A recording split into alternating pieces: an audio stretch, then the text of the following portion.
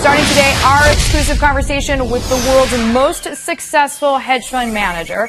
At the close of last year, Pershing Square Capital up 40% as compared to the S&P 500's 14% gain. So far this year, most managers have been hurt by volatility, Bill Ackman included. The fund was down 9% as the S&P 500 fell 6%. Bill Ackman cited China as one of the reasons why. I asked him if he's changing any of his investments based on China's slowdown. I think China has some real issues. I think they're trying to maintain an overly strong currency while their economy is not doing nearly as well, and that makes it very difficult for them to use the kind of tools we use to recover. And China's at risk of going through its own version. I don't know if it's 2008, but it could have a fairly big recession, and without monetary policy tools, you could have a Japan-like lost decade. So I think they're under a fair amount of pressure. I think this recent small devaluation could be the beginning of a larger one. I think they could solve a lot of their problems by letting their currency depreciate. And I think ultimately that's where they're going to end up. How much do you let the markets and what we've seen as extreme volatility affect the way you make decisions?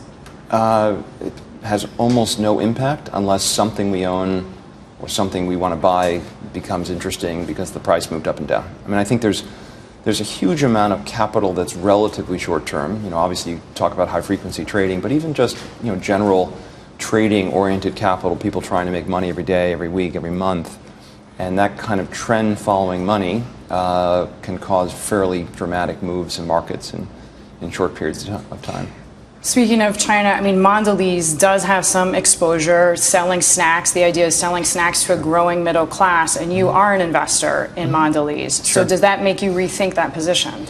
Not at all. China is going to be a very long-term growth market for Mondelez. It's not a place where it's not a particularly meaningful component of revenues today. It is one of the faster growing markets in things like chewing gum and ultimately chocolate and some of these sort of treats that middle-class people like. I think the Chinese economy, in order to long-term be successful, will need to develop more consumption. This is sort of a luxury, small-ticket consumption. It's the kind of thing I think would do very well in China over the long term, not particularly affected by any of the things that are happening now. Actually, interestingly, we were looking at recently Mondelez's sort of portfolio of currency exposures, and in the last month or so, actually things have improved for them because of exposure to the euro, exposure to the British pound, for example, and relatively smaller exposures in Asia. Well, when you speak about currency, I read actually yesterday, Monday, China, the FX reserves were down something like $96 billion. Sure. Do you ever think China only has 2 years before it runs out of money and this could be the next subprime? I don't know about next subprime. Look, I'll start with saying that Chinese people are extremely bright, incredibly motivated, really, remarkably entrepreneurial. I would be a very long-term bull on China. I do think they've made some mistakes in the short term in the way they managed, in some ways managed upward the stock market, almost promoting speculation, margin lending, and then attempting to manage an imploding bubble. I think that's not been a great, doesn't build a lot of confidence for an investor to find out that the stocks they own they can't sell, and prosecuting short sellers, things like that, do not inspire a lot of confidence. But long term, I'm bullish on China. The second quarter numbers were tough for you, as they were for numerous hedge fund managers, and you did cite China as part of that reason. But you're saying long term, you're a bull, you're not concerned, you're not changing anything based off that. No, we did not do anything. We didn't sell Howard Hughes because of the stock market. You're not going quarter to quarter, which brings us back to the original point. We own great companies. We focus on what's going on the underlying businesses. And the businesses we own, I would say, even in the month of August, became more valuable. These are companies that almost every day become more valuable. The Seaport, right? Big announcement today with Jean-Georges. This is really just the beginning of what's going to become, one of the most important assets of the company. That asset is more valuable today than it was yesterday. The stock market could assign a higher or lower value to Howard Hughes in the short term. And generally, that's an opportunity. The company had an opportunity to buy back about 10% of the company from its shareholders when the stock was 72 a couple of years ago. That was a good purchase. So the short term, the stock market gives you opportunities to buy back more of your company at an attractive price. Canadian Pacific has a very active stock buyback program. That stock's gone from a high of 240 to something in the high 180s, 190s. The company's been pretty active in buying out the partners who are more skeptical. And so I think what's nice about a public company is there'll be brief moments of people losing confidence, or maybe not so much in the business, but just selling because of fear. Those, for businesses who long-term retire their shares, that's a good thing. The business will become more valuable over time. So in that way, it provides opportunity for you, and even long-term opportunity. Maybe the market is undervaluing an asset, and that provides you with an entry point. Sure. With Howard Hughes and this long-term activism, there are other activists who are looking at retail properties. And I'm thinking of Darden, which has gotten a lot of attention, spinning some into a REIT. I know you pressured McDonald's 2005, ended up dropping it. How do you see Starboard, for example, with Darden? Do you think that they're doing a good job? What do you see when you survey the landscape? I don't know the Darden story that well, but I will say, just going back to McDonald's, what we pushed McDonald's to do was to sell their stores to the franchisees and become a pure real estate, what we called a brand royalty company. So McDonald's would simply own the brand and the real estate and rent those stores and collect a royalty from the franchisees.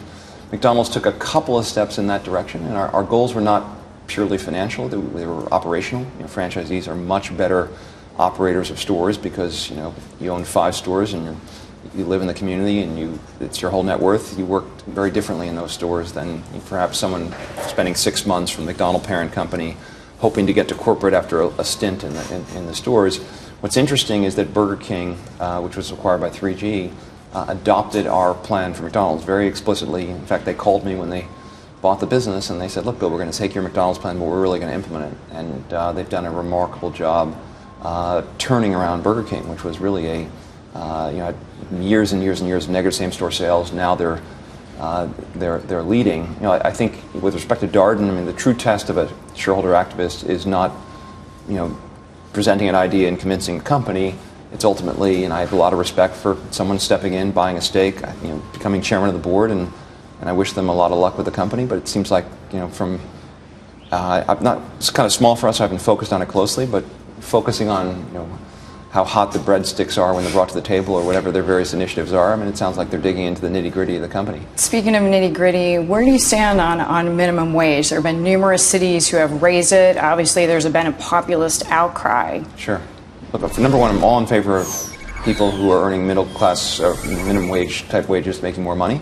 I'm a bit wary about making large changes in minimum wage in terms of impact on employment. I think many of the typical minimum wage job, the Burger King job, someone 17 years old, 18, going to Burger King, those are entry-level jobs, but you can make $90,000, $100,000, $110,000 being a manager of a Burger King store, and the way you get there is by starting out at the bottom and making your way up. I think you increase minimum wages by 50%. It does encourage companies to start. It becomes economical to spend money on automation and other things. So I'm very much in favor of people earning minimum wages making more. It's hard to make a living it's very difficult to live on a minimum wage.